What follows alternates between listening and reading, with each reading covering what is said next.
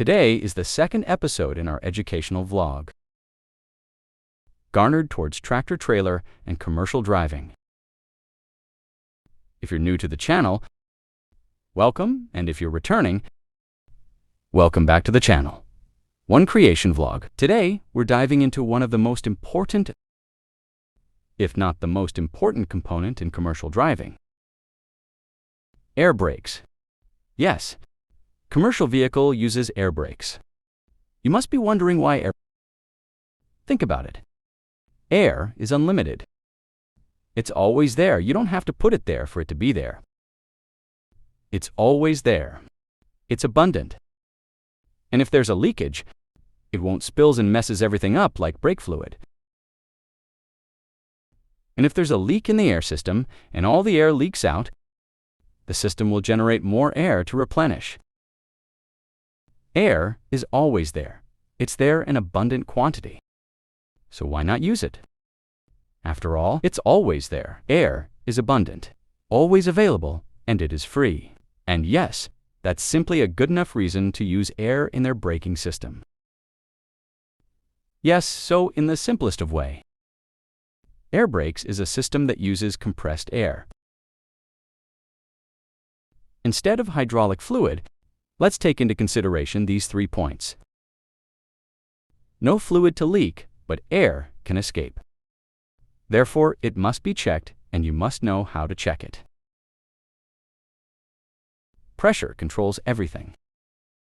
After all, we're talking about compressed air. There is a warning system in place to alert you when the pressure drops. That concludes Section 1 of air brakes. Section 2, the major air brakes component.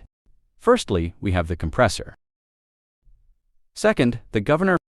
Third, air tanks or reservoir. Fourth, brake chambers. Last but not least, slack adjusters and drum. These are the major air brake components.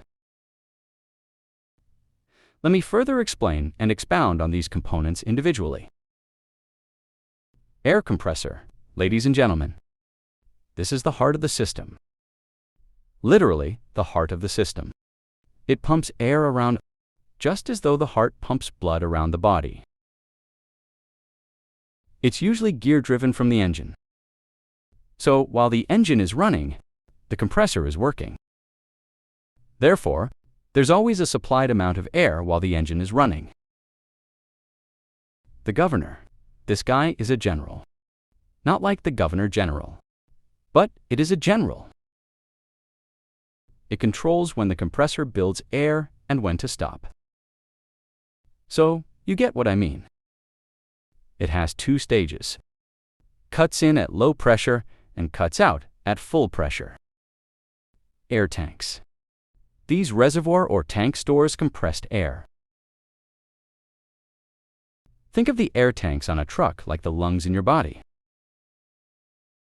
Your lungs stores air so your body can function.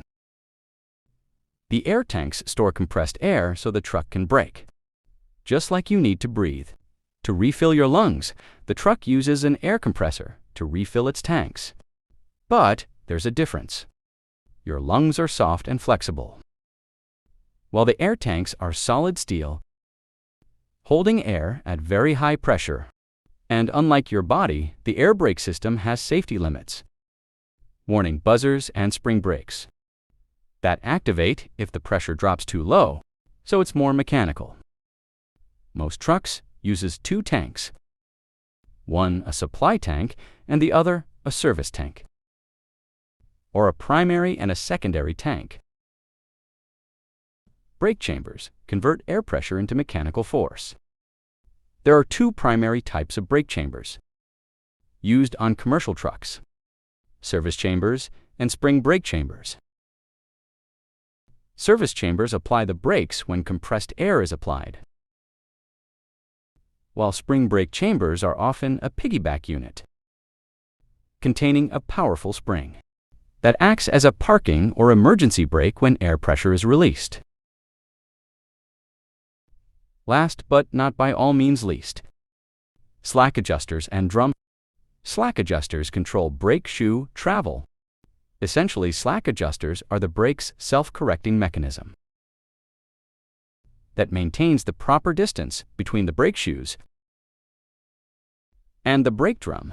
Their main purpose is to automatically compensate for wear that naturally occurs on the brake linings over time. Therefore, if they are out of adjustment, your brake is not effective. Section 3. Dual air brake system. Most trucks today uses a dual system, meaning to independent air brake circuits, a primary and a secondary, usually primary to the rear and secondary to the front.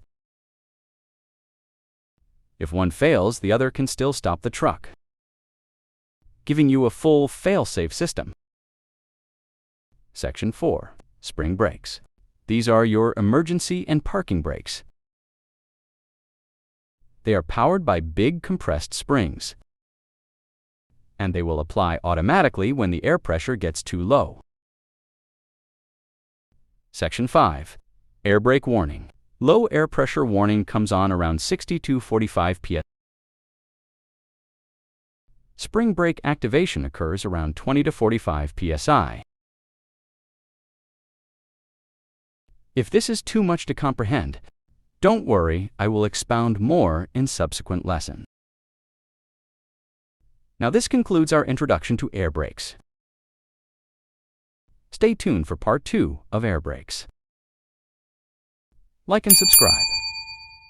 Turn on your notification bell for part 2 of air brakes.